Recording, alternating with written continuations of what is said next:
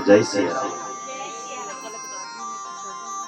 कौन नहीं जाता यमलोक जो रोज रुद्राक्ष धारण करता है। सीधी सी बात है मेरी माँ, क्या अपना गलों में बोल बेटे ने एक माला ले जाओ रुद्राक्ष की। रुद्राक्ष की नाम मिली तो तुलसी की। अगर तुम लगा दोगे अपने गले में एक माला तो ये शिवपुराण दावा कर रहा है कि यमलोक प्रणश्यन्ति नः, वो व्यक्ति यमराज के लोक को नहीं जाएगा जो भगवान के नाम की धारा ये माला धारण करके रखेगा। देखो हम सबको ये शरीर छोड़ करके एक दिन जाना है। सबको नहीं पता कि हम ये शरीर छोड़ो अपना, जन्म लिया है तो मरना भी पड़ेगा। लेकिन मरने के बाद जाएंगे कहां? कह रहे हैं जो व्यक्ति अपने गले में माला धारण करके रखेगा, अपने माथे पर त्रिपुंड धारण करके रखेगा, भगवान का हो जाएगा, वो यमलोक बिल्कुल नहीं जाएगा। मरना तो पड़ता है लेकिन वो भगवत धाम में उसकी आत्मा जाती है। जो नहीं करता है उसको यमराज के यहाँ जाना पड़ता है। पुलिस वाले से डर कब तक लगता है? एक बात बताओ, जब तक आप छोटे व्यक्ति हो तब तक। आपसे कोई गलती हो गई, आप कोई गलती करे नहीं देना तो पुलिस वाला सीधी आएगा, डंडा मार करके ले जाएगा। यदि आपका संबंध बड़े बड़े नेताओं से है, मुख्यमंत्री से है, बड़े बड़े मंत्रियों से है, विधायकों से है, तो तब आपसे कोई गलती हो गई तो आएंगे तो पुलिस वाले लेने के लिए। यदि कोई गलती हो गई पर हाथ जोड़ के आएंगे, महाराज तुमसे गलती हुई, चलो छोड़ा, हाथ जोड़ के आएंगे। और जो साधारण व्यक्ति है जिसकी जान पहचान नहीं है, कहीं से डंडा मार के जाएंगे, चल। वही हाल है यहाँ। जिसका संबंध शिव जी से है, जिसका संबंध नारायण से है, उसको तो पुलिस, उसको तो यमराज हाथ जोड़ करके आता उसके सामने कि चलो भाई तुम्हारा समय यहाँ का पूरा हो गया। लेकिन जिसका संबंध उस परमात्मा से नहीं है, उस भगवान से नहीं है, ऐसे पुलिस वाले डंडा मार के ले जाते हैं, ऐसे यमराज भी हमें यहाँ से डंडा मार करके ले जाता है। कोई लोग तो मलमूत्र त्याग देते हैं जब डंडे पड़ते हैं। इतना कष्ट होता है उस समय, जितना हजारों बिच्छू एक साथ काटे तब जितना दर्द होता है, मरते समय व्यक्ति को उतना दर्द होता है। इसलिए भगवान का भक्त बनने के लिए अपने गले में माला धारण करनी चाहिए। कौन कौन करते हैं? तो यहाँ लिखा है विष्णुवादि देव भक्तश्च धारयेन संशया रुद्र भक्तो विशेषेण रुद्राक्षं धारयेत् सदा। विष्णुवादि देवश्च, भगवान विष्णु और देवता भी, सारे देवता रुद्राक्ष धारण करते हैं। और रुद्र भक्तो विशेषेण, जो भगवान शिव का भक्त है वो विशेष रूप से इस रुद्राक्ष को धारण करता है। बोल भक्तवत्सल भगवान की जय। कितने प्रकार के रुद्राक्ष होते हैं? तो लिखा 14 प्रकार के रुद्राक्ष होते हैं। एक वस्त्र शिवा साक्षात् भुक्ति मुक्ति फलप्रदा तस्य दर्शन मात्रेण ब्रह्म हत्या व्यपोहति। एक मुखी रुद्राक्ष भगवान शिव साक्षात है। वैसे तो एक मुखी रुद्राक्ष कहीं मिलता नहीं है। आजकल लोगों ने नकली बनोड़ दिया। लोग ना कहते हैं इसको, एक संत तो कह रहे कहीं मिल ही नहीं सकता, और मिलेगा भी तो किसी हिमालय में मिलेगा। क्योंकि हिमालय में जो बड़े बड़े महात्मा तपस्या करते थे, साधना करते थे, उन महात्माओं का जब शरीर छूट जाता था तो उनके पास शायद कोई रुद्राक्ष होता होगा एक मुखी, वो मिल सकता है। अन्यत्र तो ये मिल ही नहीं सकता।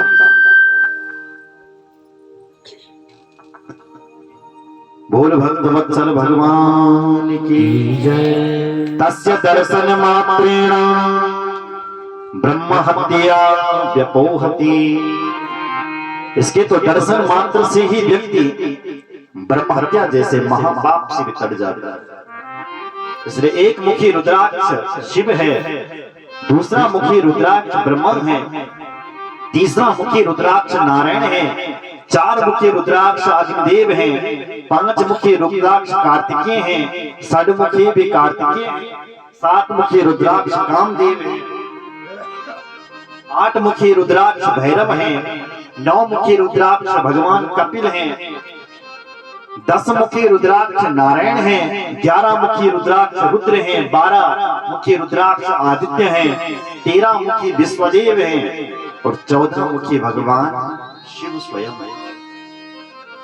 इसलिए अगर आपको कोई भी रुद्राक्ष ना मिले, एक मुखी, द्विमुखी, चार मुखी, कोई भी मिले तो अपने गले में धारण करना चाहिए। चतुर्दश मुखो यो ही रुद्राक्ष परमं शिवा धारयेन् मूर्धितं भक्त्या सर्व पापा प्रणश्यति। सारे पाप धुल देता है जो अपने गले में रुद्राक्ष धारण करता है। और आप ही नहीं करते, देवता लोग भी रुद्राक्ष को धारण करते हैं। देवी गणपति सूर्या सुराश्चायूपि पार्वती। देवी मां पार्वती भी रुद्राक्ष धारण करती है। और जो दो देवी का भक्त होता है वो तो अपने गले में रुद्राक्ष ही धारण करता है। बोल भक्त वत्सल भगवान की। यहीं पर इस विश्वेश्वर संहिता को विराम और रुद्र संहिता में प्रवेश करते हैं। बोल भक्त वत्सल भगवान की जय। जगतः पितरं शंभो जगतो मातरं शिवा तत्पुत्रं च गणाधीशं नत्वे तद वर्णयामहि। भगवान शिव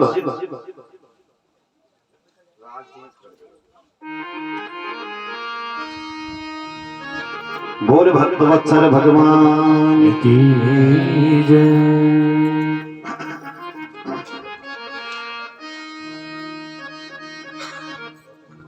जगत के माता पिता भगवान शिव हैं। इसलिए सूत जी महाराज उन भगवान शिव को प्रणाम कर रहे हैं। और ऋषियों ने बहुत प्रकार के प्रश्न पूछे हैं कि भगवान आप हमें शिव और पार्वती की कथा सुनाइए। हमारा मन कब से उस कथा को सुनने के लिए लालायित हो रहा है। आप हमें शिव और पार्वती के संग की कथा सुनाइए। वह ऋषि अब उस कथा का शुभारंभ करता है। बोल भक्त वत्सल भगवान की जय।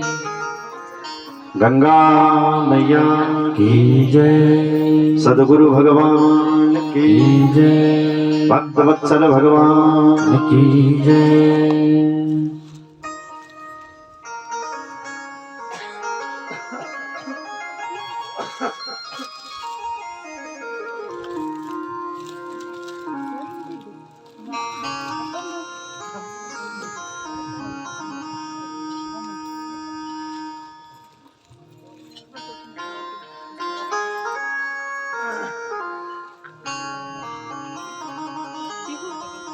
बोल भक्त वत्सल भगवान की जय।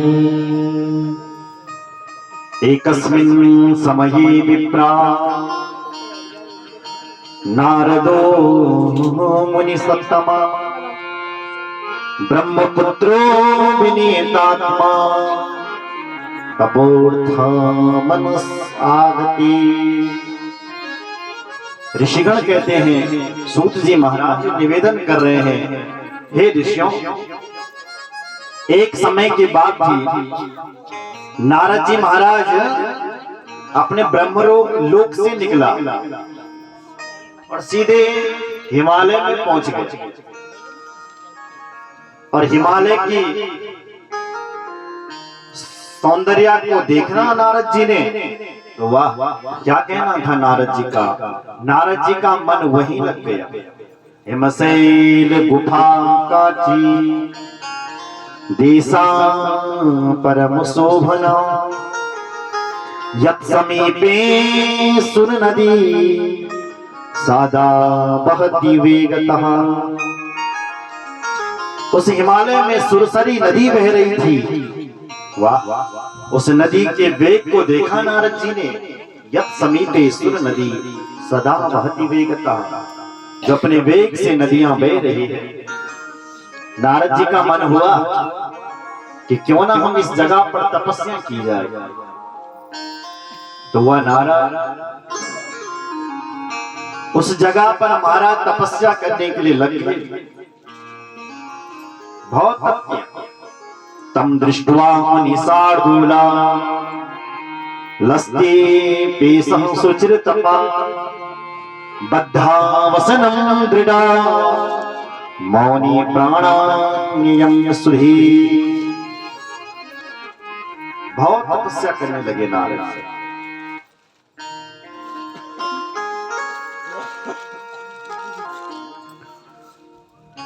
हिमगिर गुफाए गलत पानी, वह समीप सुरसरी सुहावनी। आश्रम परम पुनीत सुहावा, देख देव ऋषि मन अति भावा। देव ऋषि नारद जी का मन उस धरती को देख करके बहुत प्रफुल्लित हुआ। कभी कभी होता है, हम जहां जो चीज देख लेते हैं हमारा मन वही रह जाता है। एक बार एक गुरु और चेला कश्मीर गए घूमने के लिए, और गुरु और चेले ने जब कश्मीर की सुंदरता को देखा तो दोनों कहने लगे वाह वाह। चेला कहता है गुरुजी मेरा तो मन कर रहा है कि मैं यहीं बसूं, क्या सौंदर्य है यहाँ का कश्मीर का। गुरुजी ने कहा अरे चेला मेरा भी बहुत मन कर रहा है, मैं भी यहीं बस जाऊं।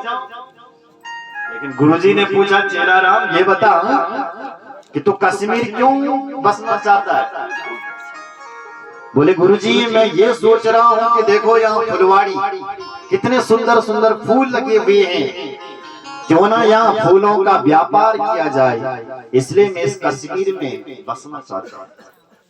अच्छा गुरुजी तुम क्यों बसना चाहते हो। गुरुजी ने कहा चेला मैं तो सोच रहा हूँ कि कितनी प्यारी जगह है ये, कितनी ठंडी ठंडी हवा चल रही है यहाँ, कितनी अच्छी फुलवाड़ी है, क्यों ना यहीं बसा जाए और अपने महादेव का अभिषेक और महादेव का श्रृंगार इन फूलों से किया जाए। इसलिए मैं सोच रहा हूँ कि यहीं बसा जाए, यहीं बसा जाए। अपने अपने मानसिकता। नारद भी सोच रहा है यहीं बसा जाए, वहीं बस गया नारद। कठोर तप किया महाराज नारद जी, खूब तपस्या कर रहा है। नारद जी को श्राप भी लगा हुआ है, पर कह रहे हैं प्रजापति दक्ष ने नारद को श्राप दिया, ये नारद तो एक जगह पर नहीं टिकेगा तो हमेशा भागता रहेगा। पर आज वो नारद जी के ऊपर वो श्राप भी काम नहीं कर रहा है। सुमिरत हरि श्राप गति बाधी, सहज विमल मन लगी समाधि। सुमिरत हरि श्राप गति बाधी, जो श्राप है वो काम नहीं कर रहा है। क्यों? बोले नारद जी की समाधि लगी हुई है और समाधि में भगवान का ध्यान लगा हुआ है। सुरसरी गंगा बह रही है, यमुना बह रही है। नारद जी ध्यान में, क्या हुआ? स्वर्ग में बैठा हुआ देवराज इंद्र की धड़कन तेज हो गई। नारद को जब तपस्या में बैठा हुआ देखा, क्योंकि इस धरती पर जो बहुत सारे यज्ञ करता है, पुण्य करता है, दान करता है ना, तो जब वो मरता है तो स्वर्ग में पहुंचता है। तो स्वर्ग के जो राजा हैं उसको भी गद्दी खाली करनी पड़ती है जब कोई पुण्यात्मा यहां से जाता है।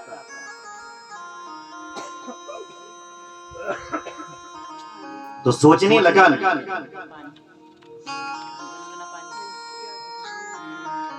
बोल भाई नारद,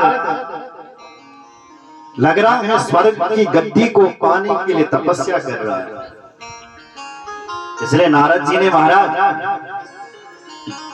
स्वर्ग के राजा इंद्र ने कामदेव को भेज दिया कि तुम जाओ और नारद जी की तपस्या पर विघ्न डालो, क्योंकि कहीं नारद इस स्वर्ग की गद्दी को न ले ले। सीधी सी बात है कि जो राज्यसभा में अपना बहुमत सिद्ध कर देता है, तब राजा की गद्दी पर, मुख्यमंत्री की गद्दी पर कोई भी बैठा हो उसको खाली करनी पड़ती है। वही हाल है यहाँ। स्वर्ग की गद्दी पर कोई भी बैठा हो, जब कोई पुण्यात्मा यहाँ से पुण्य करके जाता है, भयंकर तप करके जाता है स्वर्ग में, तो स्वर्ग के राजा को भी गद्दी खाली करनी पड़ती है। हमसे बड़ा आ गया, इसने अपना बहुमत सिद्ध कर दिया, खाली खाली। वही हुआ। देव ये डर रहा है, देवराज कामदेव को भेज दिया। कामदेव ने बहुत सारे बाण चलाए महाराज, पर न बभूव मुनिः चेतो न कृतं मुनिसान्तमा भ्रष्टो बभूव तदंकसो महेशानुग्रहेणः। महेश जिसका रक्षक हो, महादेव जिसका रक्षक हो, उसको कौन तोड़ सकता है? लेकिन देवराज इंद्र ने बहुत कोशिश कर दी, पर नारद जी की समाधि को नहीं तोड़ सका, नहीं तोड़ सका।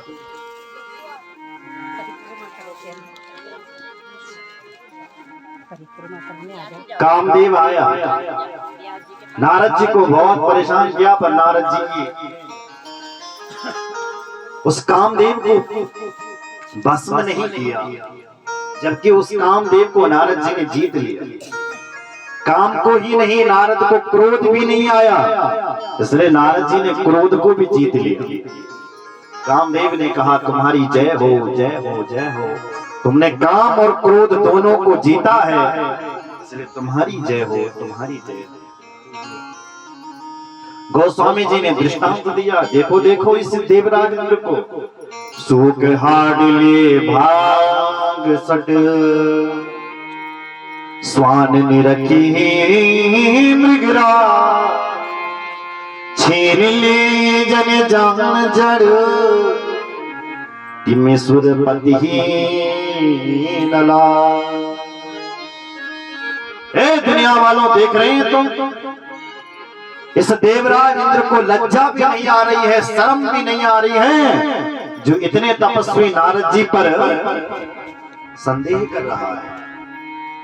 इसकी हालत तो ऐसी हो रखी है जैसे एक कुत्ता हो ना, कुत्ता, और कुत्ता जब जंगल में पहुंचा, एक कुत्ता, तो जंगल में उस कुत्ते को एक सूखी हड्डी मिल गई कुत्ते, और जैसे कुत्ते ने वो सूखी हड्डी उठाई और उसको चबाने लगा,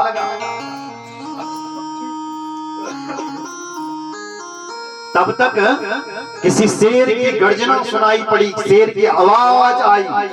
शेर ने आवाज की तो कुत्ता भागा अपनी हड्डी को लेकर के। क्यों? क्योंकि कहीं शेर न आ जाए और ये मेरी हड्डी न मुझसे छीन करके ले जाए, इसलिए कुत्ता भाग रहा है। उस मूर्ख कुत्ते को ये नहीं मालूम कि शेर तो दूसरे का किया हुआ शिकार तक नहीं खाता है, वो तेरी हड्डी का क्या करेगा। शेर तो अपने आप शिकार करता है तब खाता है, तेरे हड्डी से उसको क्या मतलब। पर ये सोच रहा है कि कहीं वो शेर मेरी हड्डी को मुझसे चुरा करके ना ले जाए, इसलिए सूख हाल लिए भाग सक भाग रहा। उसी प्रकार नारद जी को किसी गति से कोई लेना देना नहीं है, पर ये देवराज इंद्र सोच रहा है कि कहीं नारद जी मेरी गद्दी को न छीन ले, इसलिए कामदेव को भेज रहा है। नारद जी पर कोई फर्क नहीं पड़ा। नारद जी की समाधि खुली, नारद जी ने उस कामदेव को जीत लिया और रहते रहते क्रोध को भी जीत लिया। नारद जी को क्रोध भी नहीं आया, दोनों को जीत लिया। जो कामदेव आया था उसने नारद जी की महिमा गाई, नारद जी धन्य हैं, धन्य हैं, धन्य हैं, क्योंकि इन्होंने कामदेव को जीत लिया है और क्रोध को भी जीत लिया। काम कला मुनहीन व्यापिनी, निज भय डरे हो मनोभव पापी। सीम की चाक सकही को तासु, बड़ रखवार रमापति जासु। वर्णन किया है जिसका रक्षक भगवान है उसको दुनिया में कोई हरा ही नहीं सकता। और मैं कहता हूं यदि तुम्हारा साथी, तुम्हारा दोस्त, तुम्हारा भगवान है, तुम्हारा रक्षक तुम्हारा भगवान है, तो कोई तुम्हें डरा नहीं सकता, धमका नहीं सकता, नीचा नहीं दिखा सकता। यदि तुम्हारा साथी यदि ईश्वर है तुम्हें आगे बढ़ने से कोई रोक ही नहीं सकता। यही हाल नारद जी का होगा। नारद जी के साथ प्रभु हैं, भगवान है, इसलिए नारद जी जीत गया, काम को भी जीत लिया और क्रोध को भी जीत लिया नारद जी। भयो न नारद मनु कछुरोसा, कहीं प्रिय वचन काम परित्रोसा। कामदेव कह रहा है जय हो नारद जी, आपकी जय हो, जय हो, आपने मुझे जीत लिया। मुझे तो भगवान शिव तक नहीं जीत सका। मैंने जब शिव जी पर काम फेंका तो शिव जी की समाधि खुल गई और शिव जी ने मुझे भस्म कर दिया। शिव जी ने क्रोध पर विजय प्राप्त नहीं की। और नारद तुम एक क्लास आगे बढ़ गए हो, तुमने तो काम को और क्रोध को दोनों को जीत लिया। तुम्हारी जय हो, जय हो, जय हो। चारों तरफ से नारद जी की जय जयकार हो रही है। महाराज जय हो नारद जी, जय हो, जय हो। धन्य धन्य महामाया सांभवी मुनि सत्तमा, तदगतिम नहीं पश्यन्ति विष्णु ब्रह्मा दयोपि। ये नारद धन्य है जिस नारद ने काम और क्रोध दोनों को जीत लिया। धन्य। चारों तरफ नारद की चर्चा हो रही है कि नारद ने काम भी जीत लिया और क्रोध भी जीत लिया। नारद को लगा ये सोचना शिवजी तक पहुंचनी चाहिए, क्योंकि शिवजी आजकल सुना जाता था कि शिवजी ने काम को जीत लिया, क्रोध को जीत लिया। शिवजी को ये बात पता चलनी चाहिए। कौन बताया, कौन बताएगा शिवजी को? तो स्वयं नारद शिवजी के पास चले गए। कैलासं प्रयो शीघ्रं स्ववृत्तं गदेतुं मदी। मदी शब्द लिखा है, मदी यानी मद, अभिमान। अभिमान हो गया इस नारद को कि मैंने काम और क्रोध को जीत लिया है, इसलिए मदी। गदितुम मदी, अपने मद की, अभिमान की गरिमा में चल रहा है नारद। पहले ब्रह्मलोक को गया, ब्रह्मा को अपनी कथा सुनाई। नारद हमेशा भगवान की कथा सुनाया करता था, लेकिन आज वो नारद अपनी कथा सुना रहा है। ब्रह्मा जी ने कहा बेटा मुझे लग रहा है तेरा समय अच्छा नहीं चल रहा है, वाच्यमेव न पुत्रापि हरेरग्रे विशेषता गोप्यं गोप्यं सर्वथा हि नैवाचं कदाचन। हे नारद, जो तू अपनी कथा मुझे सुना रहा है, गोप्यम गोप्यम, गुप्त रख इस कथा को, गुप्त रख गुप्त रख गुप्त रख। क्यों अपनी कथा सुना रहा है? तू तो भगवान की कथा सुनाता था, नारायण नारायण, जहां जाता था वहां नारायण की कथा और नारायण नारायण कहता था। अपनी कथा क्यों सुना रहा है? इस कथा को गुप्त रख गुप्त रख गुप्त रख, मत सुना।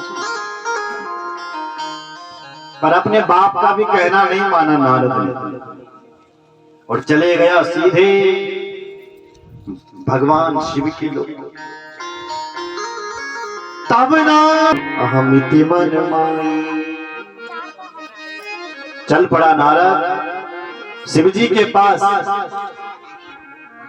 शिव जी को अपनी कथा सुना दी। शिव जी देखो, मैंने काम को जीत लिया है, क्रोध को भी जीत लिया है। अरे तुमने तो काम को ही जीता, क्रोध को नहीं जीता।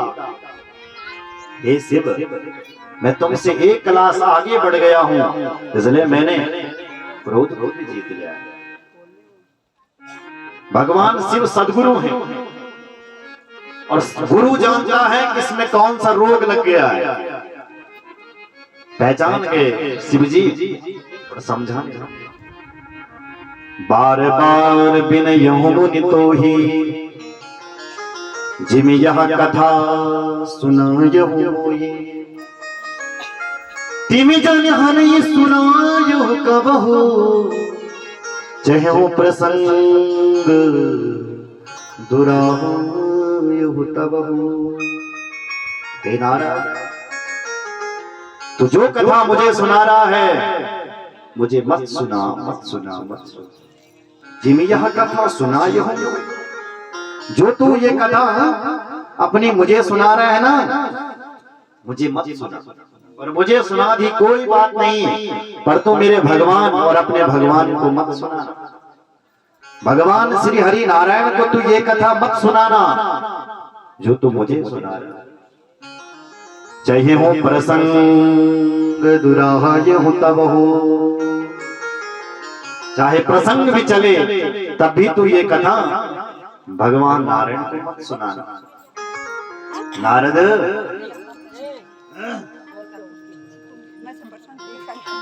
कथा होने पर भगवान की डर सुनो। भगवान की होती है कथा और जीव की होती है व्यथा, लेकिन हमारी व्यथा जब भगवान से जुड़ती है तो वो कथा बन जाती है। इसलिए नारद अपनी व्यथा मत सुनाया कर, भगवान की कथा। नारद को जब शिवजी ने समझाया तो नारद सोच रहा है कि शिवजी मैं देखी कितनी चीड़ लगी, जिद हो रही है शिवजी को। इसलिए नारद ने को बहुत बुरा लगा और नारद चल पड़ा। भगवान नारायण के धाम को ये नारद जी गए। एक बार कर तलकन बीना गावत हरि गुण गहन प्रवीणा। अपनी बीणा पर राग छेड़ दिया और एक राग नारद जी का बड़ा विशेष राग है, मालकोस राग। उस मालकोस राग को छेड़ करके अपने बीणा पर भगवान ने जो नारद को बीणा दी हुई है भागवत के माध्यम से, देव दत्ताम सुराम बीणा, उस बीणा को लेकर के नारद जी जब भगवान के धाम को गए, बैकुंठ में गए, तो भगवान ने नारद जी का स्वागत किया। आओ नारद जी, सुस्वागतम सुस्वागतम, आओ। बोले बिहस चराचर राया बहुते दीन मुनि दाया। हे नारद जी, बहुत दिनों के बाद तुम मेरे घर पर आए हो। कहाँ घूमते रहते हो आप? बहुत दिनों के बाद आए हो। कहाँ से आ रहे हो? नारद जी ने पूरी कथा सुनी। नारद कहो सहित अभिमान, कृपा तुम्हारी सकल भगवान। नारद ने कहा, बोले प्रभु हिमाचल में गया था, हिमालय में, और उस हिमालय में मैंने कठोर तप किया। बोले फिर क्या? देवराज इंद्र आ गया, उसने कामदेव को भेज दिया। बोले फिर?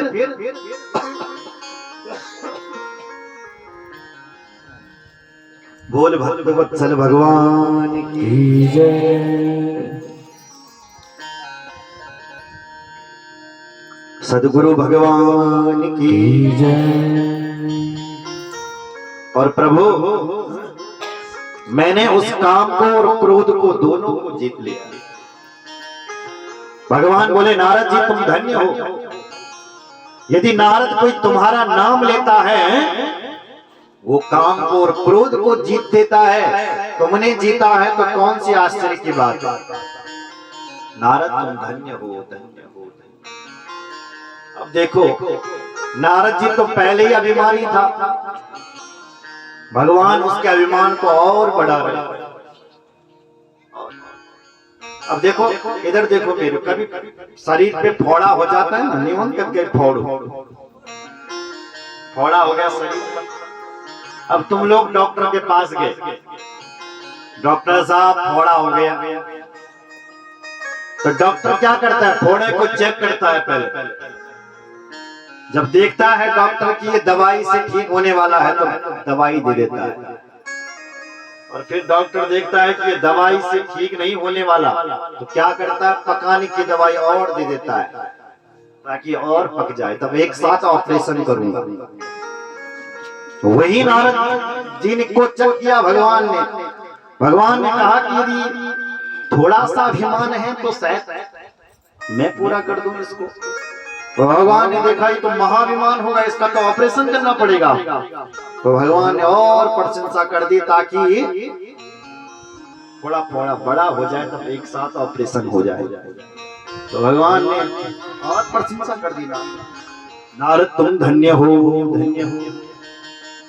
तुम्हारा नाम लेने वाला व्यक्ति काम को जीत जाता है, क्रोध पर विजय प्राप्त कर लेता है।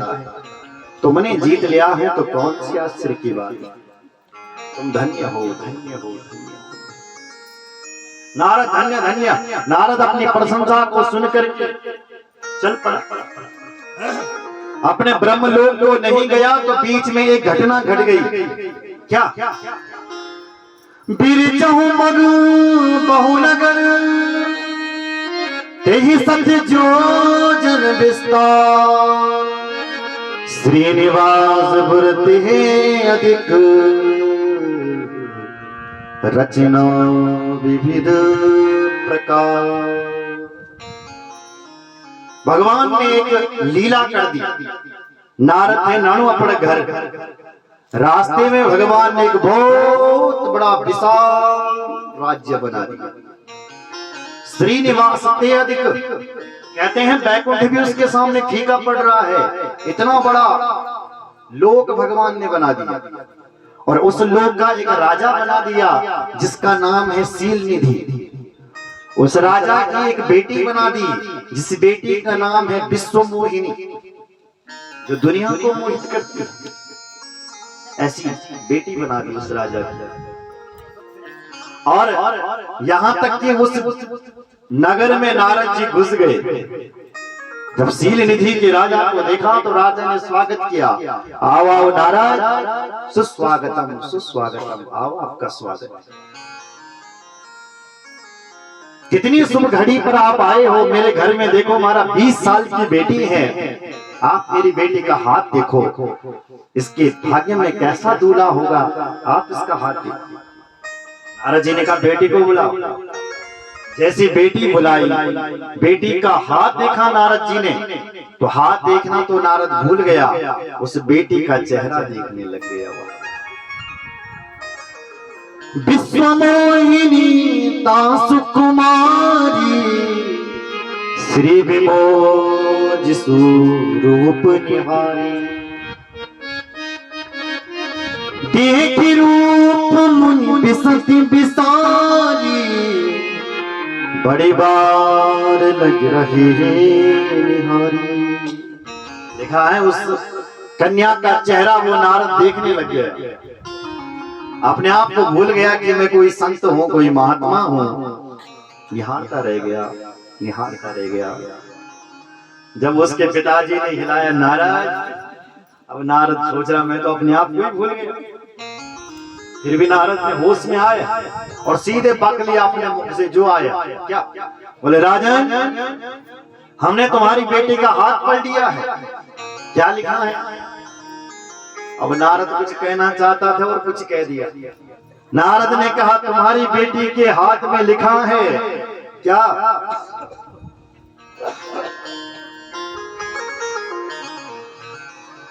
लक्षणता सुबिलोक भुलानी, हृदय हरस नहीं प्रगट बखवानी। हृदय में आया कि मैं ऐसा बोल दूं कि तुम्हारी बेटी को नारायण जैसा दूल्हा मिलेगा, पर मुख से बोल दिया कि तुम्हारी बेटी का जो दूल्हा होगा, जो वर होगा, वो दुनिया का बहुत सुंदर व्यक्ति होगा, उसके जैसा कोई सुंदर नहीं होगा। तुम्हारी बेटी जिससे ब्याह करेगी वो अजर अमर होगा, कभी मरने वाला नहीं होगा, और दुनिया का सबसे सुंदर राजकुमार होगा। ऐसी तुम्हारी बेटी के हाथों पर रेखाएं लगी हुई, और कल ही इसका ब्याह होगा। इसलिए राजन, तुम अभी घोषणा कर दो कि दुनिया के जितने भी सुंदर लोग हैं, सुंदर राजकुमार हैं, वो कल मेरे घर पर आ जाएं और मेरी बेटी से ब्याह करें। जो सुंदर होगा उसी पर तुम्हारी बेटी माला डाले। इतना कह करके नारद जी चले गया। सोचने लगा मन में कि मैं ही इसकी बेटी से ब्याह करूंगा, लेकिन मैं इतना सुंदर नहीं हूँ। सुंदर कौन है? तो भगवान याद आ गया। मेरे भगवान जैसा सुंदर कौन हो सकता है? सुंदरता में भगवान नारायण सुंदर है। मंगलम भगवान विष्णु मंगलम गरुड़ध्वज। भगवान मंगलों के मंगल हैं, सुंदरों के भी महासुंदर हैं। ऐसे वो श्याम सुंदर भगवान नारायण, उनके पास जाता हूँ और उनसे मैं सुंदरता मांगा। ये मांगा हर सन मांगहु सुंदरता ही, हो जात गयो अति भाई। भगवान श्री हरि से मैं सुंदरता मांगता हूं, क्योंकि मोरे हित हरि समन को हो। अभी मेरे हितकारी, मेरी सहायता करने वाला है तो वो मेरा भगवान। गया मेरे अपने प्रभु के पास, कहने लगा हे मेरे भगवान नारायण, तुम मुझे सुंदर बना दो, सुंदर बना। भगवान ने कहा सुंदर? ठीक है बेटा, जा, मैंने तेरे को सुंदर बना दिया। और फिर कहा बोले प्रभु सुंदर तो बना दिया आपने मुझे, लेकिन आप करना वही जिसमें मेरा भला हो। जहि विधि नाथ होई हित मोरा, करहु सो बेग दास मैं तोरा। जहि विधि नाथ होई हित मोरा, तुमने मुझे सुंदर तो बना दिया मेरे भगवान, लेकिन जिसमें मेरा हित हो आप वही करना, वही करना। भगवान को हंसी आ गई। प्रभु बोले नारद, जहि विधि होय परम हित नारद, नारद सुनहु कुमार, सोई हम करब नानु कछु, बचन न मृषा हमार। हे बेटा नारद, तू हित की बात करता है, मैं तो तेरी परम हित करने की सोच रहा हूँ। जाओ, मैंने तुझे बहुत सुंदर बना दिया, जाओ तुम ब्याह करो। अब देखो, अभी तक तो भगवान से शिकायत कर रहा था नारद जी की मैंने काम क्रोध दोनों को जीत लिया है, अब ब्याह करके लड़ लगे। ये कैसा काम जीतना हुआ? चले गए। भगवान ने नारद जी को सुंदर की जगह बंदर बना दिया, बंदर का मुख लगा दिया उसके ऊपर और गया। तब तक वहां विवाह की तैयारी चल रही थी। बड़े बड़े राजकुमार आए, ये नारद भी चले गया बंदर के मुख वाला और एक स्नान पर बैठ गए। एक महात्मा कहते हैं किसी को नारद जी बंदर के मुख में नहीं दिखे, केवल उसी राजकुमारी को दिखे। एक राजकुमारी आई, एक एक व्यक्ति को फैल करती हुई जब नारद जी के पास तो नारद इधर उधर देख रहा है कि मेरे पास आ गई, शायद मुझे ही माला डालेगी। राजकुमारी सोच रही कि जो बहादुर कथन आई है तुरंत अपना मुंह घुमा करके चले। शिव जी के दो गण भी बैठे थे, उन्होंने कहा वाह वाह नारद जी कितने सुंदर हो आप, बहुत सुंदर हो। राजकुमारी गई एक लेकर को फैल करती हुई, जब किनारे पर पहुंची वहां पर हमारे भगवान विष्णु खड़े थे और जब विष्णु को देखा उसने तो दौड़ करके गई और नारायण के गले में माला को डाल दिया और भगवान हाथ पकड़ करके पानी ग्रहण करके अपने बैकुंठ चले गए। किसी ने नारद से पूछा नारद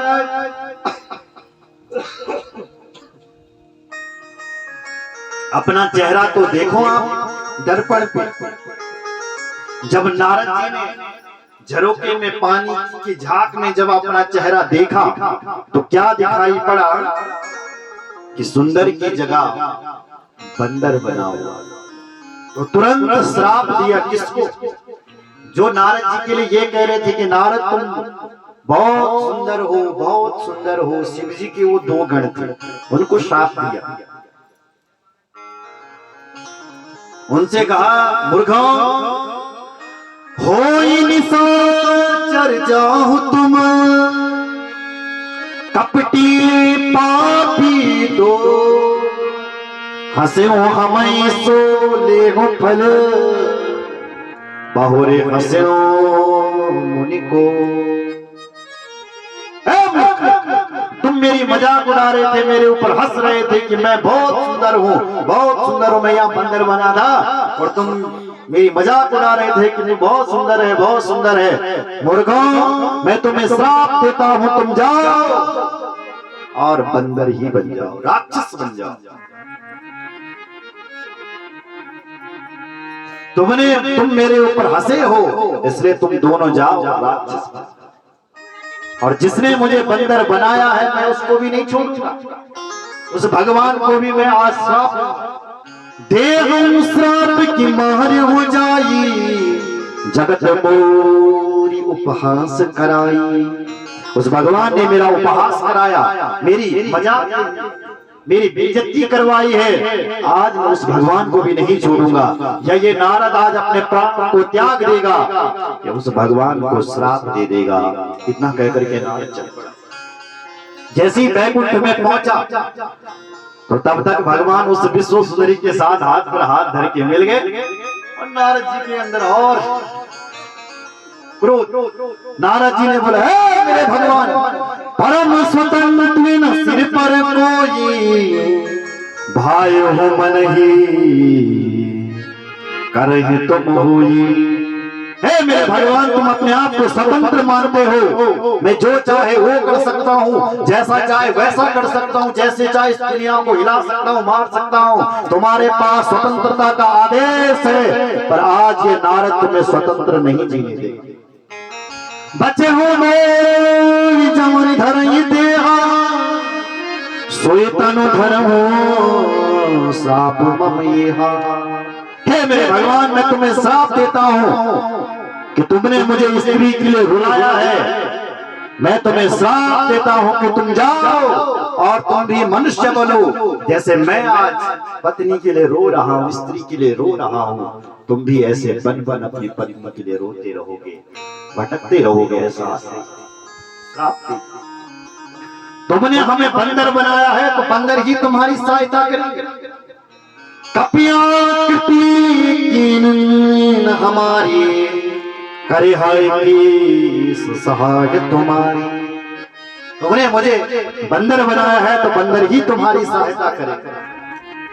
भगवान ने कहा नारद मुझे तेरा श्राप स्वीकार है, हम उपकार कीन तुम भारी, नारी बिरह तुम हो ये दुखारी। तुम भी अपनी पत्नी के लिए रोगे जैसे मैं रो रहा हूं।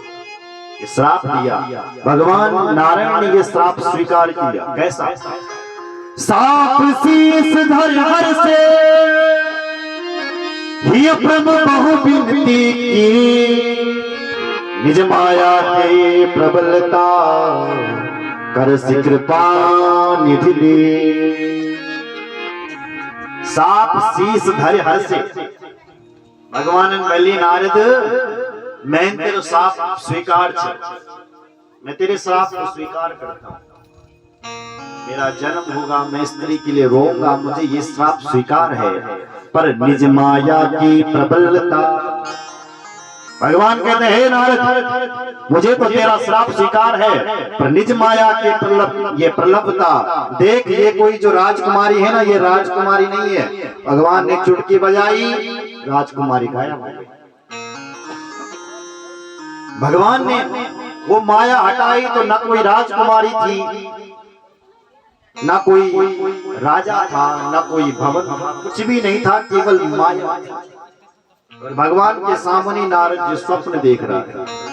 जब हरि माया दूरी निवारी, नहीं तहाँ रमान राजकुमारी।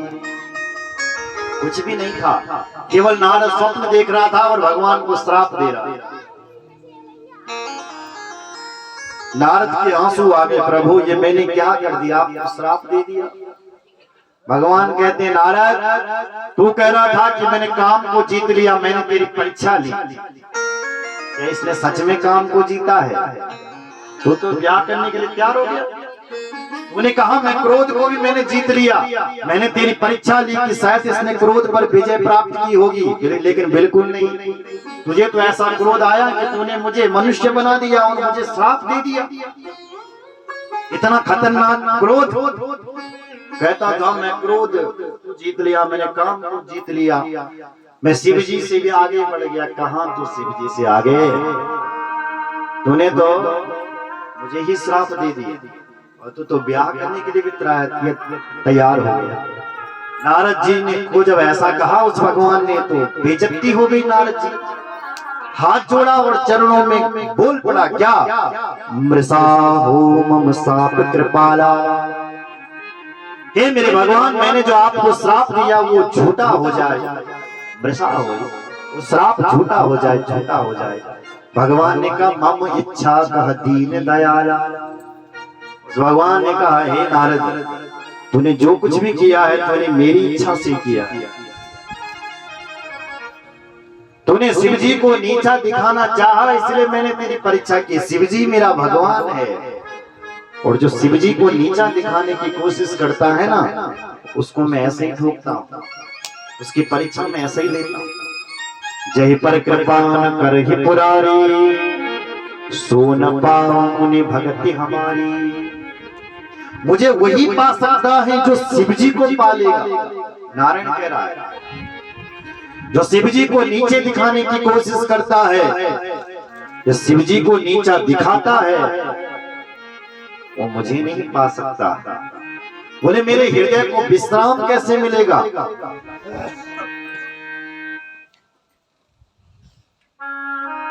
विश्राम कैसे मिलेगा?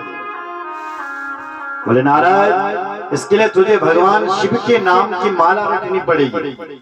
जपऊं जाई शंकर सतनामा, होई हृदय तुरंत विश्रामा।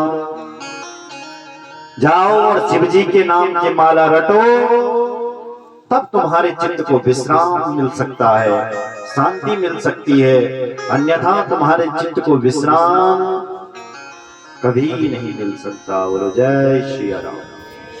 ये कथा शिव पुराण में भी लिखी है और रामचरितमानस में भी लिखी है।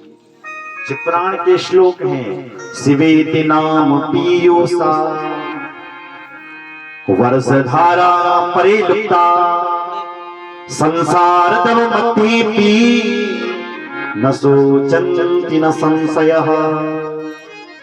जो शिव जी के नाम की धारा अपने मुख पर डालता है, जिसके मुख पर शिव की नाम की धारा रहती है, विषय रोग, काम रोग, भव रोग उसको कभी नहीं व्याप सकते। और वह व्यक्ति भगवान शिव की अनंत कृपा को प्राप्त कर सकता है। बोल शंकर भगवान की जय, भक्त वत्सल भगवान की जय, जय जय श्री राम। राधे।